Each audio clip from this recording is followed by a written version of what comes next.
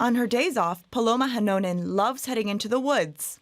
The environmental activist is glad that 2/3 of her native Finland is covered in forest, although most of it are commercial forests and not wild ones, like in this national park near Helsinki. Forestry forests would be pre-harvested for the trees to go faster, bigger, and they would be like fertilizers might be used to create more growth in a shorter period of time. Finland's lumber industry, it seems, is out to harvest and process more trees than ever. Last year, a record number of trees were cut down to make wood and paper products. But environmentalists like Paloma Hanonen are sounding the alarm. But at the moment we're burning our forest and we're using them for the short-lasting products. And also the young forests, they don't absorb carbon as efficiently as the little bit older ones. Finland's forests play a key role as CO2 sinks. After all, global warming is having a very strong effect, especially on Northern Europe. The country's center-left government has therefore decided that Finland's lumber industry must change.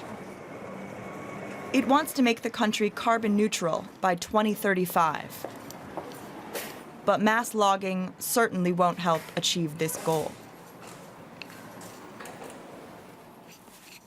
In Finland, the majority of the forest is privately owned, so we will have to find incentives for forest owners to grow their forest older, perhaps harvest more selectively older.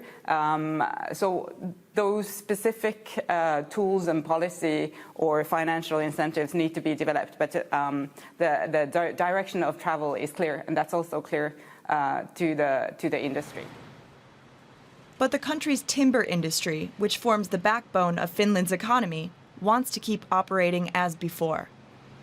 After all, 1 out of 5 Finnish export goods is made of wood. And industry representatives say they're looking into making sustainable products, like textiles from cellulose fibers. Yes. You need to use the wood, otherwise it becomes again an emitter of CO2.